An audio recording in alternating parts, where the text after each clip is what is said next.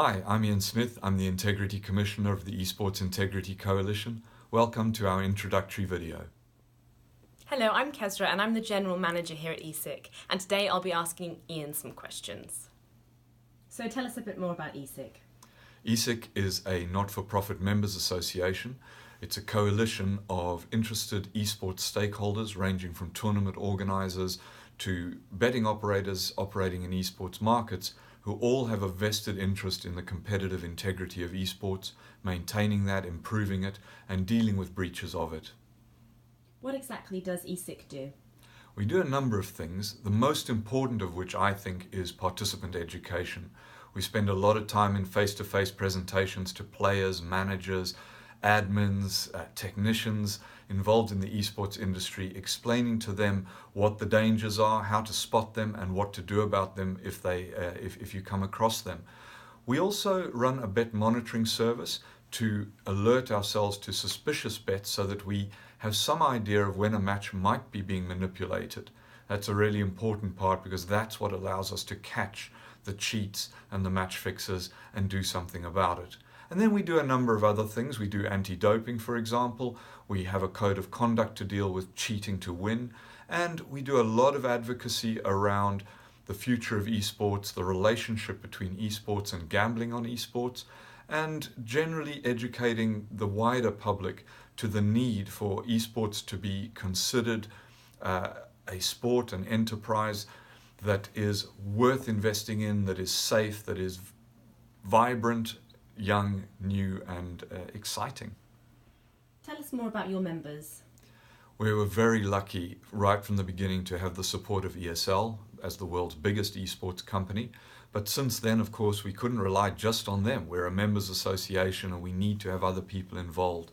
And again, through luck and a lot of advocacy, we managed to get DreamHack on board, LVP, which is the emerging and largest Spanish esports organizer. We have GEAM in the Middle East, Esports Middle East. We have Nodwin Gaming in India, which is fantastic. We have UMG over in North America with fantastic expansion plans. And we've been really fortunate to have had the support from GameCo from day one, particularly their Chief Executive Blaine Greyboy has been a wonderful supporter of ESIC. We have a separate category of member for betting operators and regulators, which is absolutely vital. I think the most important thing to take away from this part of it is that the betting operators who offer esports markets have a vested interest in the integrity of esports. Ultimately, it's their money that gets stolen by the fraudsters and match fixers.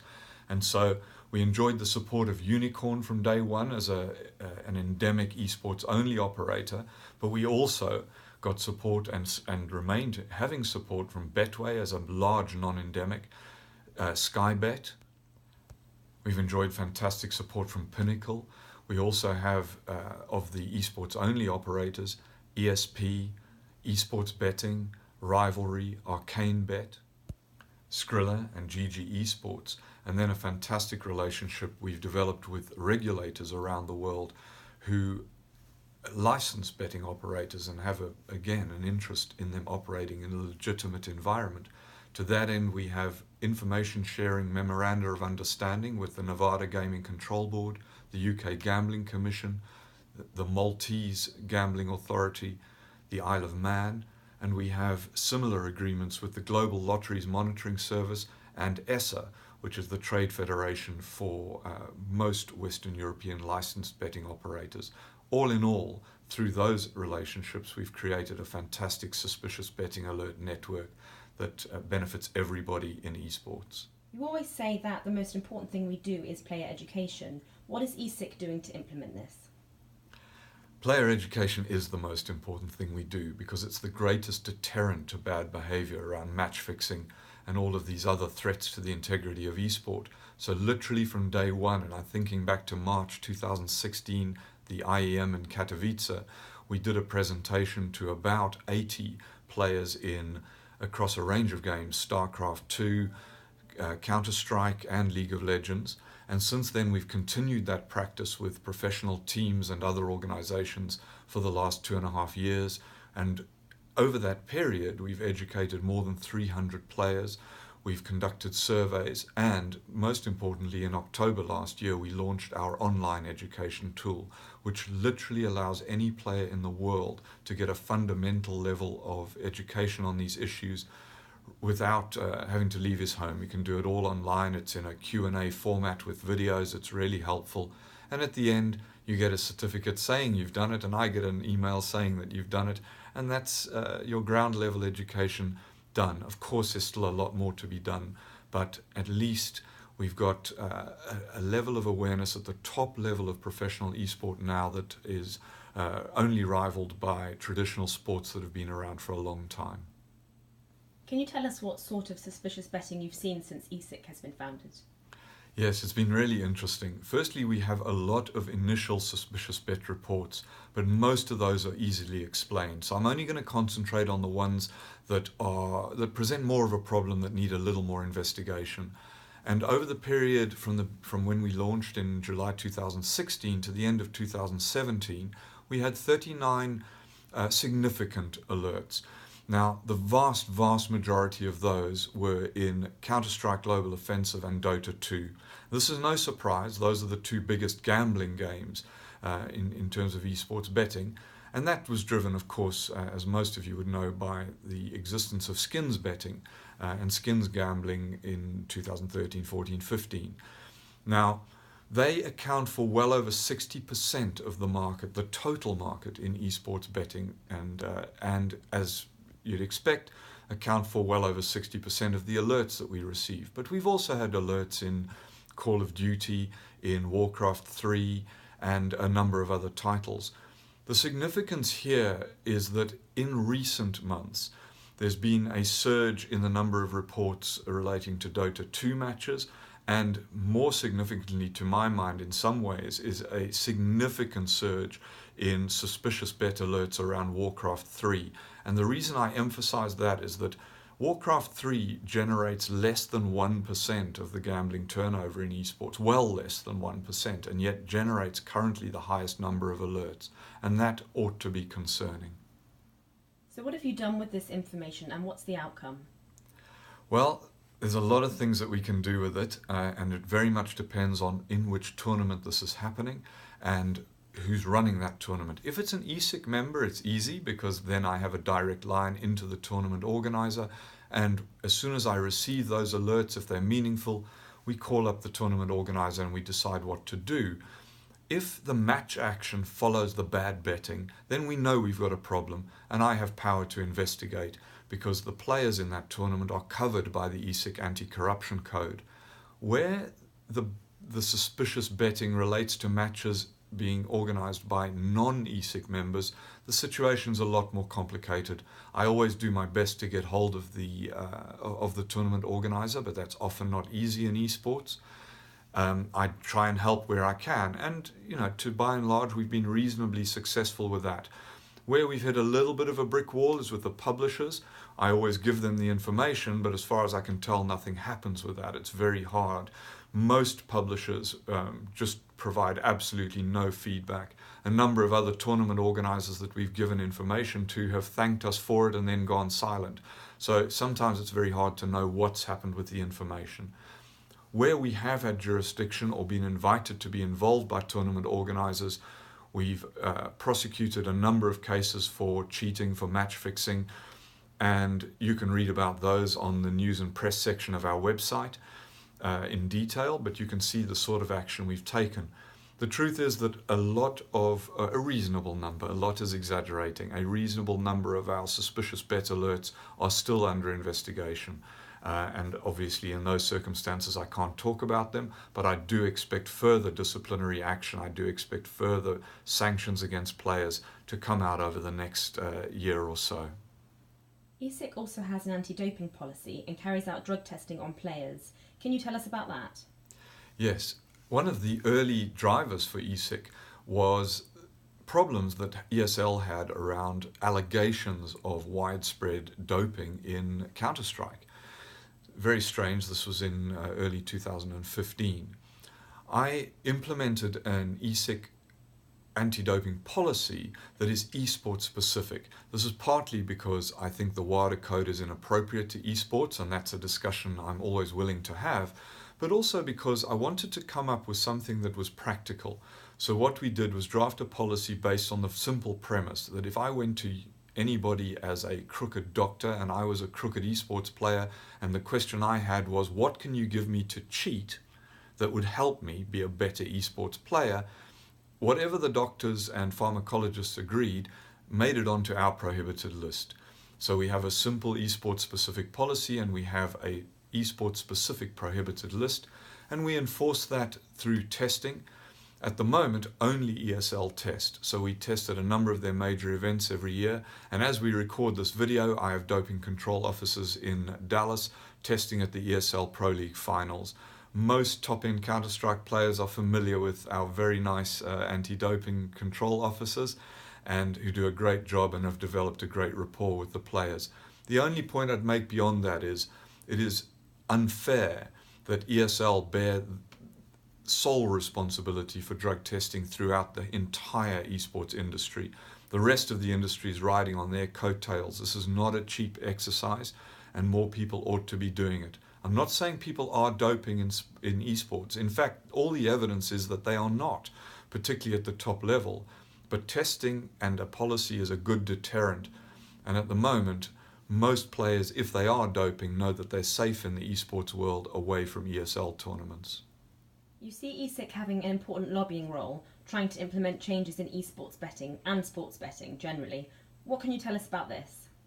I spend a lot of time at conferences and seminars trying to advocate for good regulated gambling. This is not because I'm actually an advocate for gambling. I'm neutral on the topic. I'm not a gambler myself.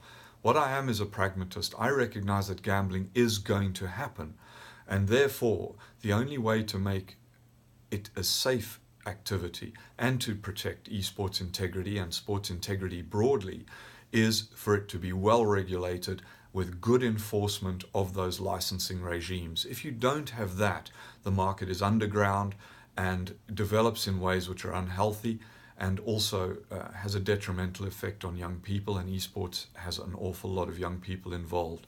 So whenever I can, I lobby for good regulation, for legalization of gambling, and for that to be carried out under the light of scrutiny rather than underground and secretly. And very recently we've seen the Supreme Court decision in the USA that effectively legalizes sports betting, and we're going to see a lot of activity in this area over the next few years as all the states other than Nevada get to grips with their ability to legalize and regulate and tax sports betting. It's going to be a very interesting time, and I want esports at the center of that. ESIC is a member of SIGA. Why is that, and why is this important? The Sport Integrity Global Alliance is the only credible worldwide movement trying to deal with the broad governance of sport. Good governance, financial integrity, sports betting integrity, and child and youth protection. These are all vital issues that can only be addressed at a global scale by multiple stakeholders working together.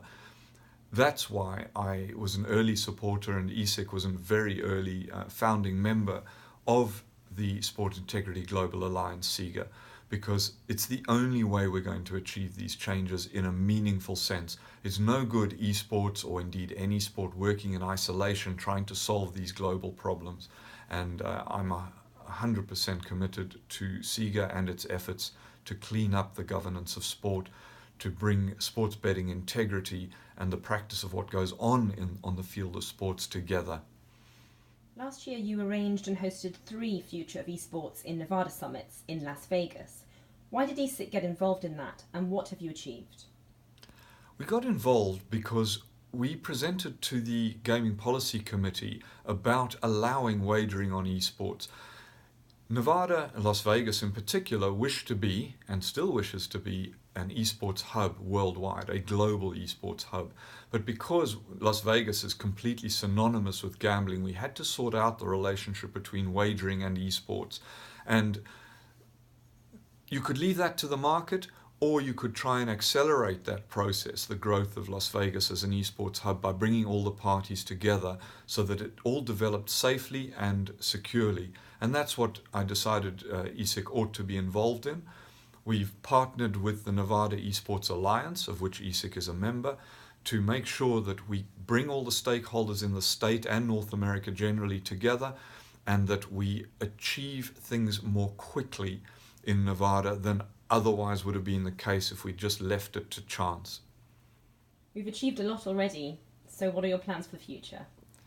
The most important thing is that we need to get more members involved in ESIC, more esports stakeholders particularly, because I think we've done a good job, but I think there's a long way to go. I think we're scratching the surface of the problem, particularly with underground gambling and the relationship as it grows, which it's doing very, very rapidly.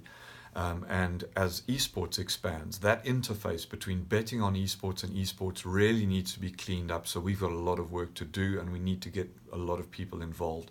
So expanding the membership, absolute priority. So what are we doing about that? Well, right now we're in Seoul in North Korea. North Korea. Right now we're in Asia, trying to expand eastwards. This is for a number of reasons. The obvious one being that this part of the world, Southeast Asia particularly, is an esports hub. It was the growth, the birthplace in many ways of esports. It's enormously popular here. So, unfortunately, in many ways, is gambling on esports. It's a huge underground market, particularly in mainland China, but also here in South Korea and in places like Indonesia, Malaysia, Vietnam, where our industry is popular, but so is betting. So a vital part of our future is to get ESIC established in this part of the world, the Asia-Pacific region and Southeast Asia particularly.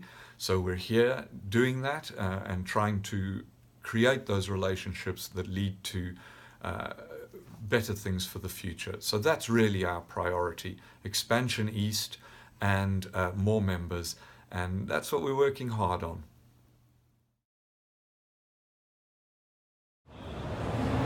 For example, we're here at G2E Asia in Macau talking to betting operators because our relationship with them is absolutely vital.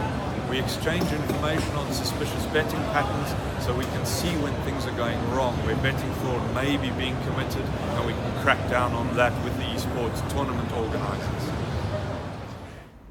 Another example is that we're here in Seoul, South Korea to meet with KESPA and the International Esports Federation to talk and find out how we can forge better links between what they're doing here and what we're doing. This has been a much longer video than we would normally intend doing. In future, we're going to be doing much briefer, short updates on a pretty regular basis about what's happening in the esports world and, of course, in sports integrity more broadly, because there's an awful lot going on worldwide. But this was an introductory video. I needed you to understand a little bit more about ESIC, and therefore it's longer. I'm really grateful for you sitting through it. I hope you've learned something. And of course, if you want to get in touch, our information is below. I've watched enough YouTube videos to know that I have to do this at this point. Probably a bit weird, being it's the first time I've ever done it. Thanks a lot, and I look forward to future engagement with you guys.